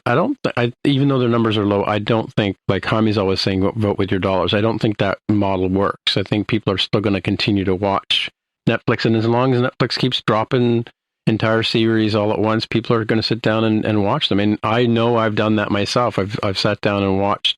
Like when Ozark final season came out, I sat down and watched it, and it took me 2.5 nights, but that's pretty much all I did for those 2.5 nights, and there's been a few other shows that I watched recently that are like, the Love and Robots, Love, Death and Robots. Those are all shorts, right? I just binged through the second half of the current season on those the other day, because it probably took me like 2.5 hours to finish that off, right? I probably would have enjoyed it more if I'd watched one and then come back to it like next week kind of thing, right? So as much as I complain, I'm glad that the Disney and the Apple TV kind of people have sort of decided to spread things out a bit more, over the week, right? Because I'd rather watch one good show or maybe 2 good shows a night and then carry on to the next day kind of thing, or wait a day and take a day off from TV, right? Yeah. Good. All right. So let's move on to our watch list. I've got a lot of shows that I've been watching, and I keep thinking about other ones that I haven't even put on this list. But so I'm going to let you guys go first to get your bang your orders out, and we'll go from there. All right. Well, I'll go first. First one is not so much a show. It's just this really cool clip that I had seen online. Something that I had observed over the years, but didn't realize how pervasive it was. Is a little YouTube video where somebody has assembled all the versions in pop culture over the last 35 years of the Akira slide. Jaime, you probably are familiar with the Akira slide. Tim, I don't know if you are as much, but it's the maneuver from the original Akira motion picture where the lead character is driving his super cool futuristic motorcycle, and he basically starts off screen and slides into your camera view and then slides sideways with the smoke coming off his tires from the side.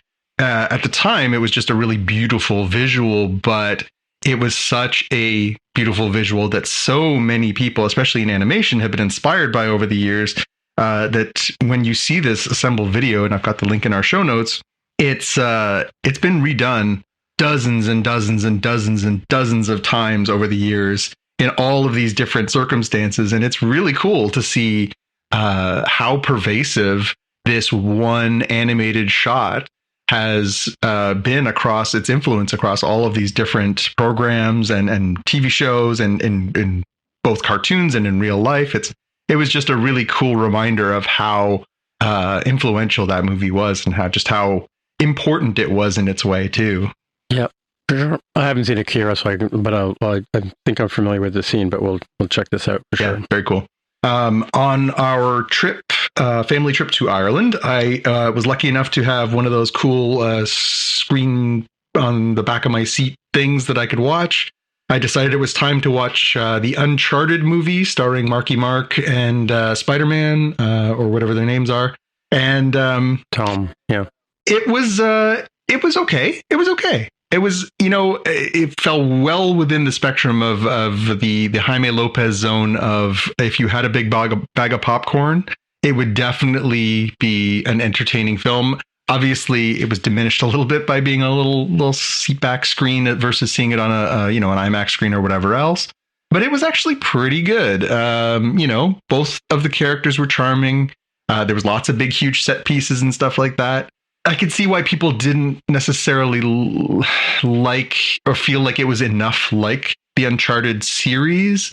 But I do feel like there was enough there that, if they decided they want to continue, that it would certainly be, worth grabbing a bag of popcorn and sitting down and watching it. I would say it's worth a watch for sure. Again, don't look for high art. Yeah, definitely. It's not a piece of genius. It's certainly not as well scripted and plotted as some of those sort of epic blockbustery things. But when you compare it to things like, the Earthquake movies and Rampage and those, it fits perfectly in all those kinds of movies. Mm-hmm. It's not a high watermark for video game movies, but it's certainly worth a watch. Yeah, I have to agree. I did enjoy. I'd watched it on my big screen here at home before we went away, and I enjoyed it. I mean, in as much as you sort of have to suspend disbelief. Just check your brain at the door. Yeah, well, I mean, it's it is pretty faithful to the first series of the game. Marky Mark is a little hard to take as the old Sully, man. And Tom Holland is a little too young to play Nathan, right? But other than that, I mean, they don't really go into sort of the who's the character, that the explorer that he's supposed to be he thinks he's descendant from. Francis Drake. Francis Drake. Yeah. Francis Drake. Yeah, because he's Nathan Drake. Yeah. Right? But that they lost that part of the story. But yeah, it was pretty good. I mean, it blew up real good. I mean, and it did look a little bit like the plane scene where he's falling out of the cargo hold is a bit like the game. The game mechanics led that scene to be the way it is, and they kind of replicated it. I think the best part was the cameo by the original voice actor from on the beach. That was funny. On the beach, yeah, that was pretty funny. Yeah. So I kind of did a double take there, but yeah, for sure. Yep. And the last thing I just wanted to flag, I'm a lifelong animation buff. I love animated storytelling. It, I think, does not necessarily get its due near enough as an art form that belongs shoulder to shoulder with filmmaking and some of the other medium that do get a lot more attention, television and otherwise.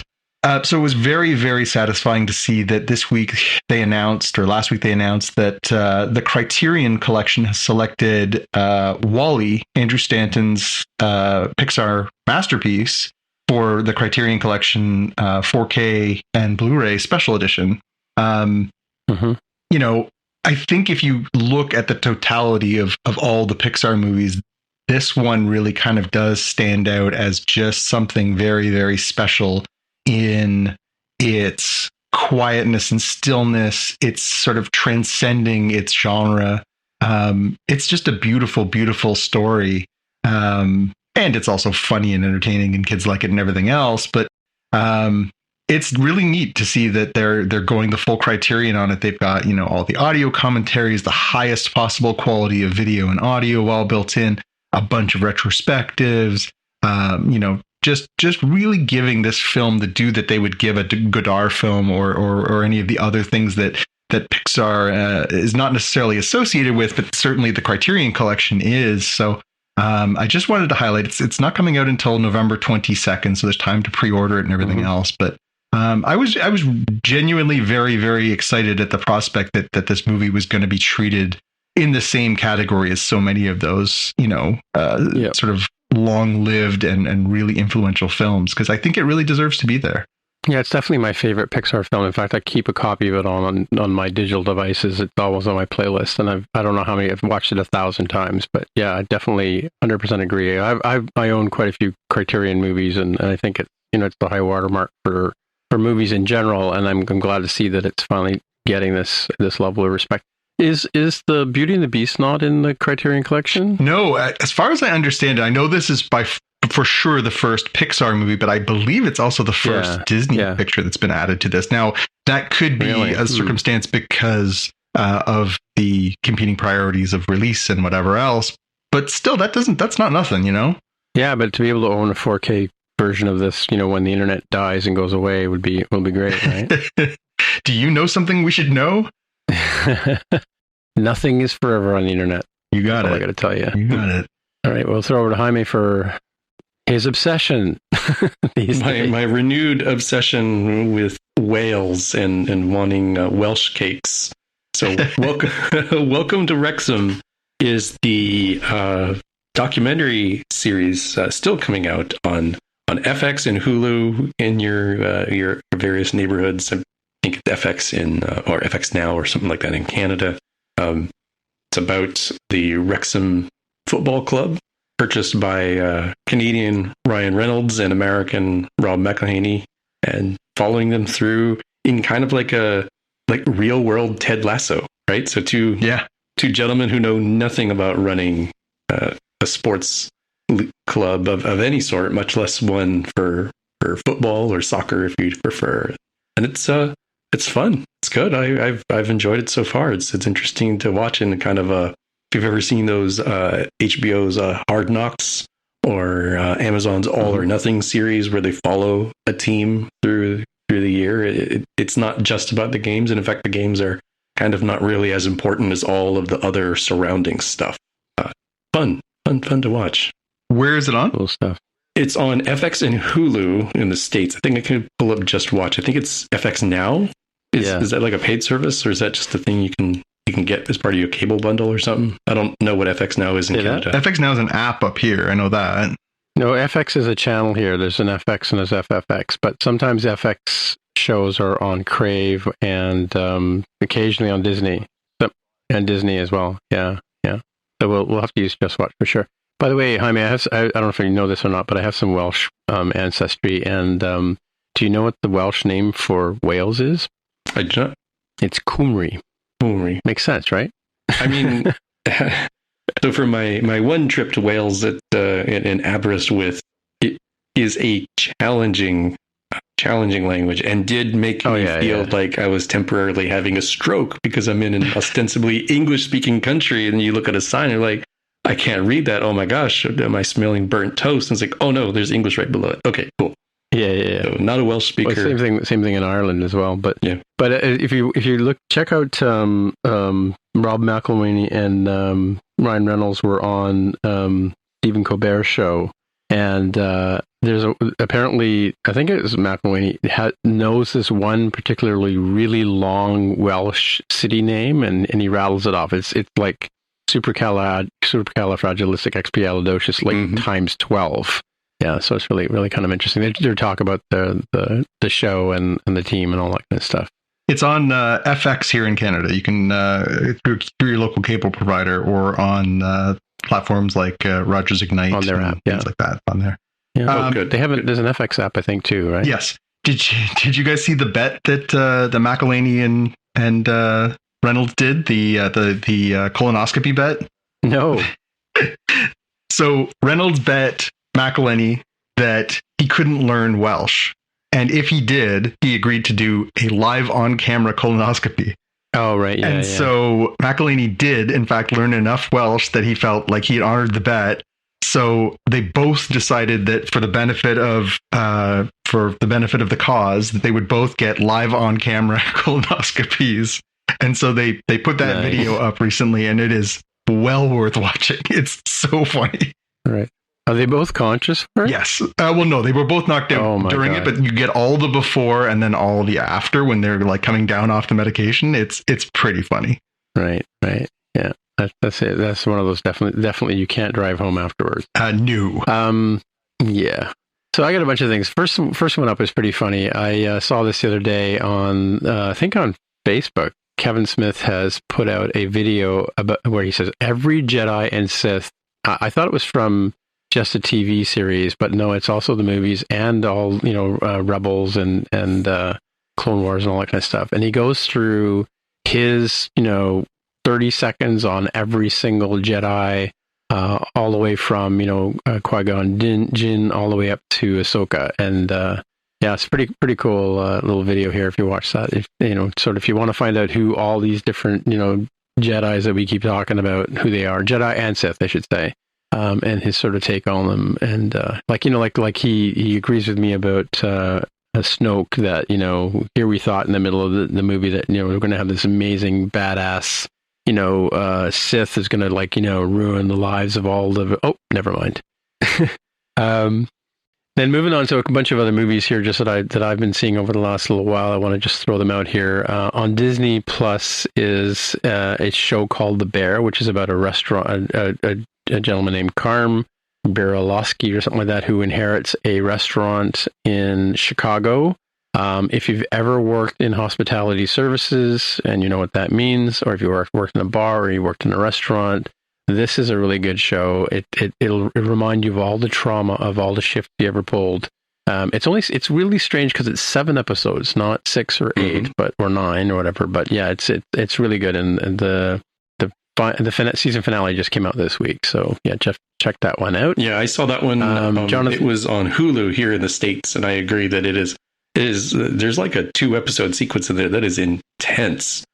When everything's falling apart in the kitchen, and I've never worked in that industry, but it definitely feels like, my gosh, how do you put up with this all the time? They're just it is pretty mind numbing. Yeah, it is pretty mind numbing. Yeah, especially when you go to the fridge and there's no food. Jonathan's brother David was telling me about this show that his coworkers were raving about, called The Old Man. Starring Jeff Bridges. I am a huge Jeff Bridges fan. I didn't even know about this show being on, but it's kind of like what's the David Cronenberg movie about I think it's a comic book about the Viggo Mortensen is a sort of sleeper. A History of Violence. History of Violence. So it's kind of that sort of a take on that kind of story. The Jeff Bridges character, I believe he has a daughter in this. Yeah, he's a daughter in this. And he's sort of this guy that, has been living under an assumed name for many, many years. And all of a sudden, he doesn't quite get activated, but he gets discovered by, the authorities, the CIA, the FBI, and all that kind of stuff. And it's kind of his, and he's an old guy. He's like 70 years old. His body's all broken down, and so it's a bit of like kind of like a bit like Logan in a sense, but it's also he snaps into the Bourne Identity from time to time. It's a really, really good show. It's I think it's 8 episodes long, and John Lithgow plays his old nemesis from back in the day. He gets pulled back in. He's very senior in the FBI, CIA. I forget which one of those 2 agencies he's with, but and it's sort of the play between these 2 ancient warriors kind of going at it again. Lots of intrigue, lots of 70s, 80s politicking in there. But yeah, definitely highly recommend watching this show. And it ends quick, and you want basically. I think this was on Netflix, so I got to binge this one. Or there was enough episodes piled up that I got to binge it. But yeah, definitely looking forward to the next season. Although they could just end it where they ended it. That's fine too. And coming back to the big bag of popcorn. Just interjecting here, because you said it was on Netflix. That might be true in Canada. It is on FX here in the States. The other when I watched, and this is the big bag of popcorn again, if you're into the Jurassic World series, this is sort of the finale episode or movie, Jurassic World Domination. It's the 3rd Chris Pratt movie where he's in it, but they bring back the old cast from the original show. Sam Neill comes back, Laura Dern comes back, and the Fly, what's his name again?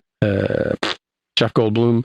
They're all back, so it's kind of like the old crew plus the Jurassic Park crew plus the World Domination crew. Even some of the dinosaurs come back. Let's put it that way. But yeah, it blows up real good. It's actually pretty good telling of the whole story.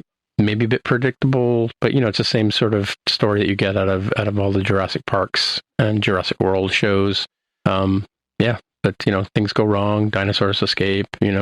Some of them get eaten. Is it streaming somewhere now, Tim? But is it streaming somewhere now?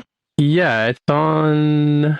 Peacock, I think I watched it on the plane. You're right. I think it's a couple of weeks away from streaming. I think it's a pay to watch right now still. Yeah, so I've been waiting for it to drop on a free to watch. Yeah, no, I think I saw it on the plane. Yeah. Oh, okay. Yeah, I saw it on the small screen. Okay.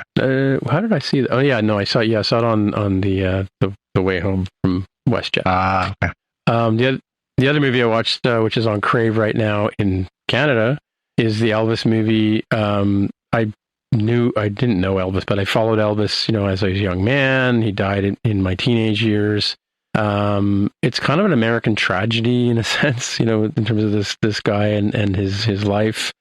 Sort of the first sort of giant star, that people sort of followed and praised and that kind of stuff. And interesting sort of take from the point of view of how it's told. It's kind of it's like a kind of a rap, as like a what do you call it? A scat singing kind of jazz kind of storytelling style that they use in this movie. Back and forth, flipping back and forth between young Elvis, old Elvis. It kind of does go in a linear fashion, but it's more about Colonel Parker and about Elvis. And a good movie. I think it's interesting. I don't know if it's necessarily true. It's probably truer to the the life of Elvis as it was, because he's kind of like built up as this sort of a hero figure by a lot of people, but because that's the way it was. But interesting movie. I definitely recommend it. It's not a great movie, but it's not a bad movie. I did watch Lightyear. I don't know if you guys have seen Lightyear yet. It came out on streaming services. I think Disney Plus, maybe. Yeah, I haven't seen it, but it is on Disney. Yeah, that's a movie I think I probably would have enjoyed watching it on the big screen, but it came out still at the height of the latest version of COVID, so I didn't think to go see it. But yeah, definitely, it looked like it would be really interesting to see in IMAX for sure. I think it was in IMAX, right? This movie, but yeah, really enjoyed it.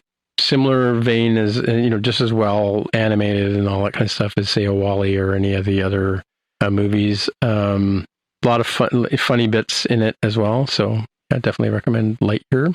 And the last movie I saw, which is kind of Moon Age Daydream. I'm right now is the Toronto International Film Festival. I managed to get a ticket to see this movie the other day at the Cinesphere. I was wondering why they were showing it in IMAX, but it definitely was shot to be shown on IMAX, and the sound mix was created for the IMAX theater with the multiple speakers around. It's obviously a semi biopic about David Bowie and his work, sort of going from his introduction to the world all the way to the end of his life, including his last album, and sort of talks about all the different things all the different kinds of styles of music he went through, and he morphed into from one character to another in his stage personas. Really interesting movie. Again, kind of another one of these scat singing kind of biopics. It's not really very linear. There's a lot of borrowed elements from other movies, but it's all the footage has all been taken out and painstakingly color corrected, and some of it's like 35 millimeters, some of it's VHS, and they brought the VHS up to like almost to IMAX quality, right? But yeah, the sound is amazing. If you're a Bowie fan in any way, shape, or form, and you can see this in the big screen, the big theater with big sound, I highly recommend that for sure. It'll be very strange to see it when it drops on Netflix, though.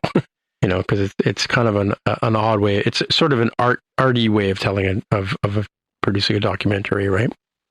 All right. So I guess that's it for another week. So hey, Jonathan, if people want to get in touch with you, where do they find you? You can always find me on Twitter and Instagram as @JPK News. All right, and Jaime, if people want to find you, I'm on Twitter as @DevWithTheHair. All right, my name is Dimitra, TIMMITRA on the Twitter machine is where you'll find me. And so until next time, we'll see you in the future. Bye. Bye. You've been listening to the Spotcast podcast. If you want to find out more about the podcast or see the episode show notes, visit the Spotcast website at spotcast.com. You can get in touch with us on the website or follow us on Twitter at Spotcast. If you have feedback or questions, send us a tweet with the hashtag AskSpotcast. If you like the show, please consider recommending us to a friend, writing a review on iTunes, or pledging any amount at patreon.com/Spotcast. You can find details on how to help us on our website, spotcast.com/sponsor us. Thanks for listening, and we'll see you in the future.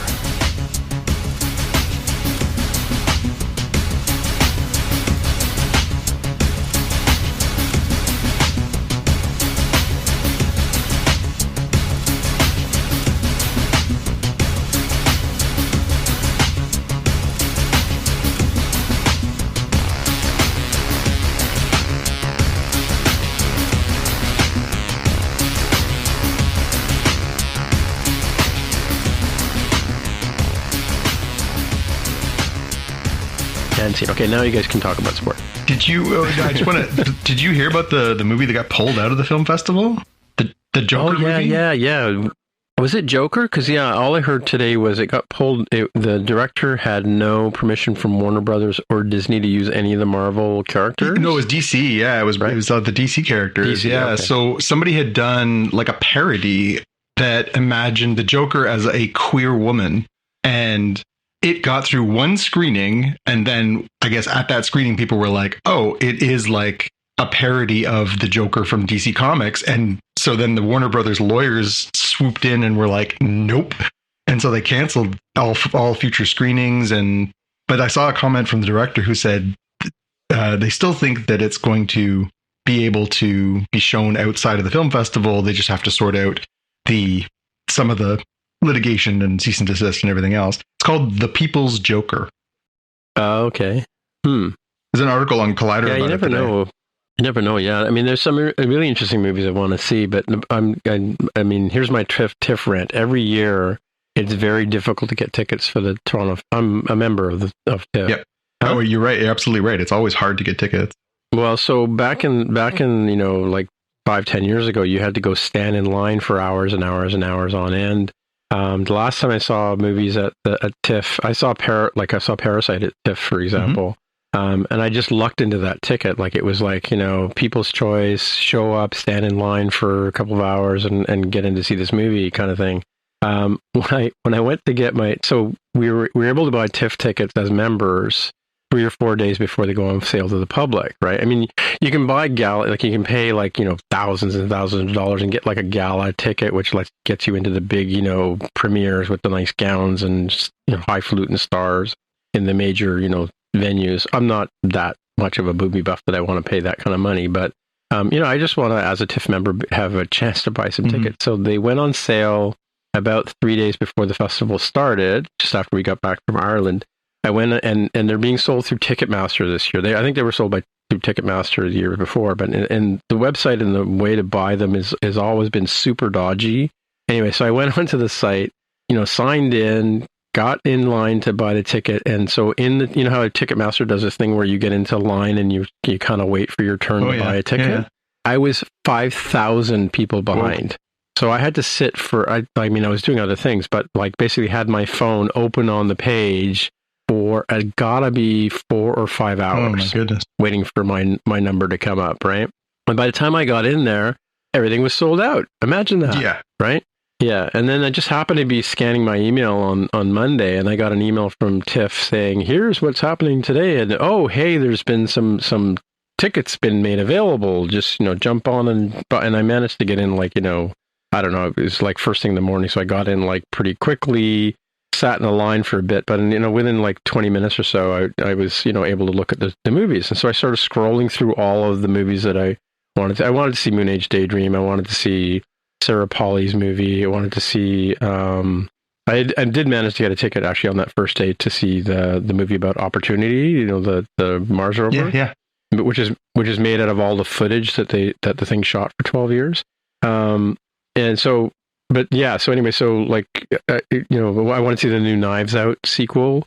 There's a few movies that for sure I wanted to see. And anyway, so I just stumbled across this Moon Age Daydream thing, and it was at Cineplex. And I think what must have happened was they must reserve a bunch of seats for media, because it was right at the very back of the theater, right?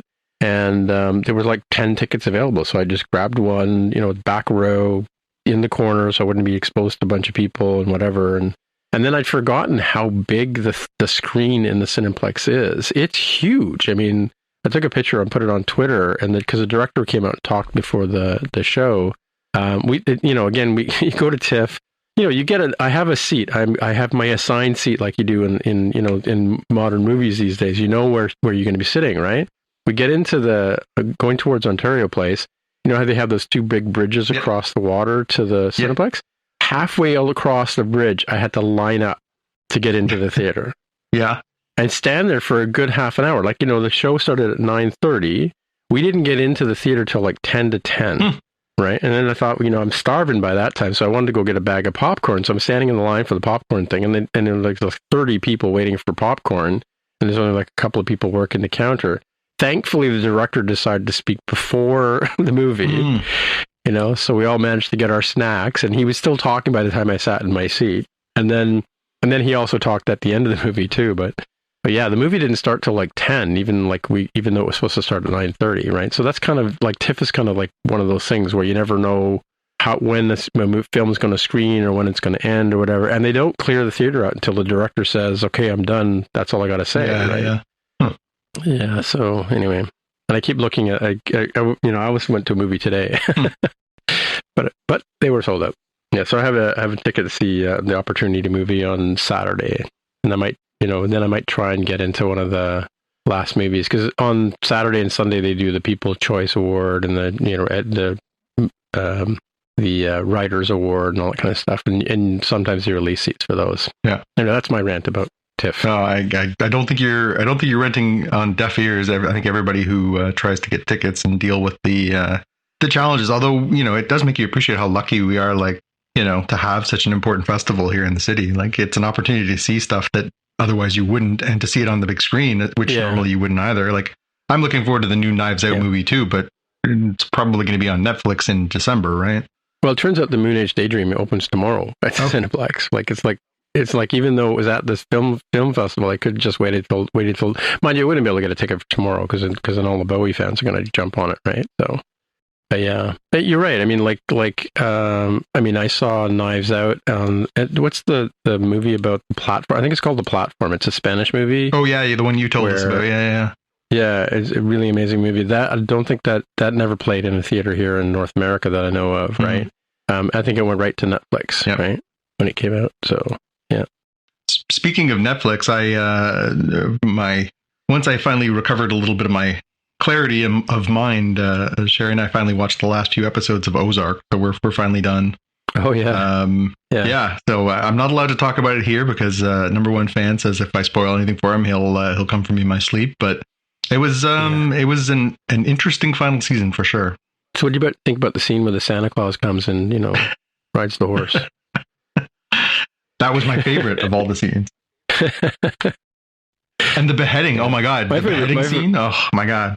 Yeah. The funny thing, the thing about it is like the first episode, right, where he's walking, he's pissed off. He's going to go give them a piece of his mind, his partner a piece of his mind. He's walking towards the building and all of a sudden splat. Yeah. At that point you're like, I'm sold. Yeah, well, and then he turns on his heel and gets back in his car. Yeah. Yeah. No, right. It's a good series, although it's kind of a weird series. It certainly doesn't have the traditional moral message that even things like Breaking Bad and some of those other series have. It was an interesting way to conclude the series for sure. We can talk about that on the not on the episode, but yeah. But it's totally like the character, the Michael Corleone. Just when you think you're out. Yeah, absolutely. Because the whole show is like, all we have to do is this. Yeah. We just got to do this one more thing, and then we're all free and clear, right? Well, and family over everything, right? Family over everything. Yeah, right. Yep. Jaime, are your Mariners going to outpace our beloved Blue Jays? What's going on?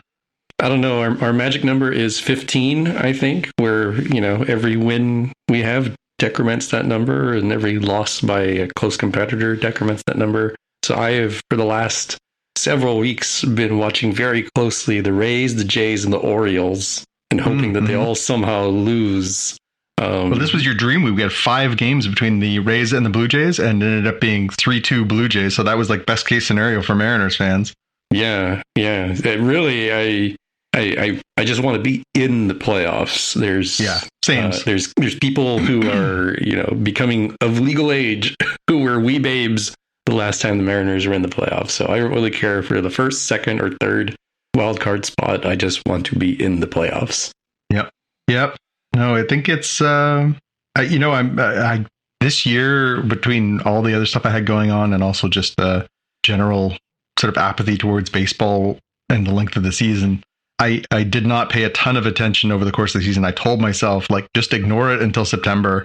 But it's been an entertaining September. Again, we've been lucky to have an exciting young team to follow along with. And in the little playoff run, especially considering that the Yankees kind of ran away with the AL East over the course of the summer. At least it's been kind of competitive to the end here with the Blue Jays and the Rays and the Orioles all still in the mix and in the same division. It's kind of fun. Makes you realize how darn bad the AL Central is, though. And I got to be honest, the AL West, you guys are kind of you're the second best team in a division with 3 horrible teams. Yeah, there was a short monstrosity. There's a short period of time there where I entertained hopes that we might somehow catch the Astros, and they started drifting away. So we're like 14 games behind on them. Yeah. So wild card has been our only option for like 2 months. Yeah. But I think that Astros team's in for a hard surprise when the playoffs come around, because the AL East teams have been murdering each other all season long, and it's so competitive. Whereas they've been feasting on the A's and the Angels and the Rangers all season. I don't think they're like, they have the best record in the AL, but they're not the best team in the AL at all. Playoff baseball, it's so different. You really only need like 2 good pitchers, which completely changes your strategy. Yeah. So, and as luck would have it, the Mariners have the Blue Jays' best pitcher from last year. Yeah, we've found a weird way to win of like, let's just hit some home runs and then grind it out with our pitchers, which is nice to see at least some semblance of balance. So we'll hold out hope for that. Well, here's hoping even at least that first little wild card stretch will be fun. I mean, I think I'll be disappointed if in the end we end up with Houston versus New York in the AL Championship Series yet again, but hopefully we'll get at least a little fun before that starts. Yeah. And in the end, the Dodgers will win everything anyways. They're looking pretty good. They're just sitting at 98 wins, 44 losses. That's real nice. Yeah, that's not bad. They're if they had actually put an effort into the season, they could have gone for that Mariners record. Like they're stacked.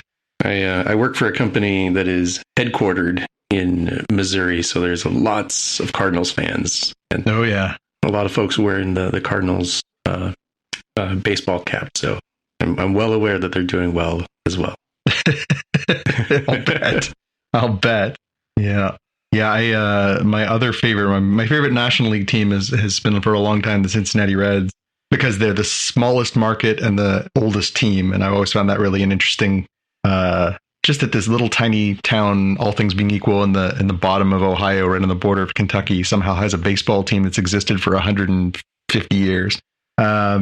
So I've grown over the years to have a healthy disdain for the St. Louis Cardinals, because they are basically the Yankees to the the Blue Jays have always felt like they just don't have the money to compete with the Yankees and the Red Sox. And same thing with St. Louis, just buys and buys and buys and buys. And the Reds have to draft and pray. So, I've always had a little bit of hatred in my heart for the St. Louis Cardinals. There's weird stuff like that in sports, like for, sticking in baseball, it's like if you're an elite, you're a Yankees fan, but if you're a real person, you're a Mets fan, similar to the New York Giants and the New York Jets, where, again, if you're like Jerry Seinfeld, you're probably a New York Giants fan, but if you're, not one of the main characters, you're like a real person, you're a Jets fan. Like you end up with like a whole identity around the underdog nature, which is interesting. Yeah. I don't know if this is like this in Tirana kind of area, but here in Washington State, the 2 state college football teams are University of Washington, is here in the Seattle area, and Washington State University, which is over in Pullman on the other side. And it has that same kind of split. I rarely know that somebody I'm talking to went to University of Washington, but I know every single person who has gone to Washington State, because they wear that on their sleeves as the smaller, less successsul college football school. So they are like hardcore about it. Yeah. I used to have a colleague who he used to call himself somebody who roots for the overdog, not the underdog, the overdog. So he was a Yankees, Montreal Canadiens, Green Bay Packers. I can't even remember who his basketball team was. Maybe the Lakers or the Celtics. Basically, his like 4 favorite major North American sports teams were like all the winningest teams in all the sports. He's like, yeah, why would you root for a team that's ever going to lose? You want to root for a team that's going to win all the time. I was like, I guess I appreciate the logic, but that's got to take some of the fun out of it. Yeah. That's a person who's like, bend the knee as soon as it becomes obvious that somebody else is going to take the throne. Yeah, like, I for one welcome our ant overlords. Not what you really want in a sports experience. Again, for as a Toronto fan, as a hard suffering Maple Leafs fan, part of it is the hope and the joy that winning after losing for so long will bring. Again, I've been lucky enough to watch our baseball club win a couple of World Series, to watch our basketball club win an NBA championship. I'm not sure I'll live long enough to see us win a hockey championship, but who knows? But just having gone through all the ups and downs to have those high moments, this was so sweet. If my team was like, yeah, we just bought everyone else's best player and we win all the time, I just don't know that you'd have that same experience. Mm-hmm. Yeah, it can be rough when a fan base is deluding itself into like some sort of entitlement of like, oh, they should sack the coach or manager or whomever because they only got us to the championship game. We haven't won in several years. It's like, whoa, buddy, slow your roll. A lot of teams have never been to the big game, much less won. And so you got to enjoy it while you can. You get a victory, you just savor that. And if you don't, you would say, hey, maybe next year. It's always next year. Well, now you sound like a Maple Leafs fan. I imagine nobody in Seattle at all is talking about the Kraken until the Seahawks season ends. Although there isn't going to be much talk about the Seahawks this season, I'm thinking. Although that first week win must have been very, very sweet. People were pretty satisfied to watch the Broncos implode through no fault of Russell Wilson. It's a strange one, but yeah, it's really all about the Mariners right now because we haven't tasted the playoffs in such a long time that people are, they're feeling it, and so I look forward to that because it's I've said on this show probably several times they're the bad news bears without the happy ending kind of. It's like losing in the championship game. Man, I wonder what that tastes like. Like let's do that. We haven't had that, so looking forward to that. Especially because it looks kind of a down year for the Sounders, the Seahawks. Yeah, maybe we'll be okay. The Kraken have nowhere to go but up. I wouldn't put any money on the Seahawks to be much of a thing this year. It seems like they kind of cleared the house a little bit, but I think it'll be interesting to see what the response is, because obviously there's that whole excitement of the first year. You're like, oh, we got a hockey team, cool, and then by the time you get to year 2 and 3, people are like, oh wait, we still have a hockey team. Mm-hmm. That being said, you guys got the best player in the amateur draft, so that could be kind of exciting. The draft turned out really well, just because everybody else in front of you made bad decisions. Yeah, hopefully that works out. Yeah, I'm trying to remember what the kid's name was. I in here somewhere. Oh, NHL.com. You suck. Here we go. Yeah, what's the kid's name? Shane Wright. That's the one. He played here in Ontario for his junior years. Shane Wright. Everyone thought Shane Wright was going to be like the number 1 pick for years. Like since he was like 13, everybody thought he was going to be the first pick. He's from Burlington, which is the city 2 cities over from us here, and he played his junior in Ontario as well. And everyone thinks he's going to be like amazing, and I can't understand why, but he ended up falling down the draft to number 4, and Seattle was like, okay. So I think you guys have got a good young prospect right there. I hope so, because now I'm starting to wonder if people knew something, that there was like, a basement with dead hookers piled up or something that nobody else knows. Did you ever see the Kevin Costner movie Draft Day, the football one? No, I never did. Never did see that one. It's actually it's not good, but it's not bad as far as a sports movie goes, because he basically plays the GM of the Cleveland Browns.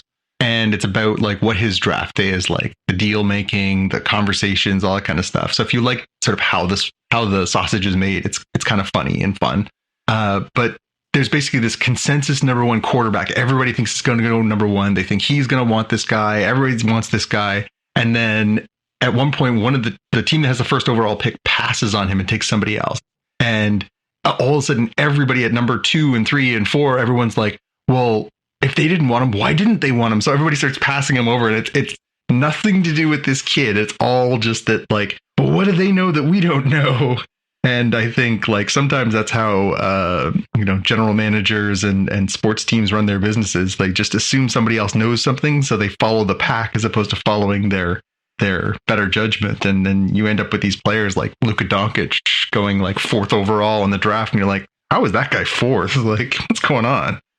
Yeah. I've not seen that one, but I liked Moneyball for the behind the scenes. Oh yeah, same thing of how things go. Like, so I might enjoy that one too. Yeah. Again, it's there's a nonsensical love plot and a couple of weird subplots and stuff like that. There's also, we were joking about the Game of Thrones fast travel. At one point, the owner of the Browns flies from New York to Cleveland in like an hour, which is interesting. But yeah, again, it's fun to sort of see the sort of, the backroom dealings, the way these guys talk to each other and all that stuff. And there's all kinds of fun cameos and stuff like that. Some of the characters in there, and lots of funny moments. So yeah, it's not high art, but it's if you're a sports buff, it's worth a watch. Okie doke. All right. See you next week, guys. Thanks, guys. Later. Okay, bye. Bye.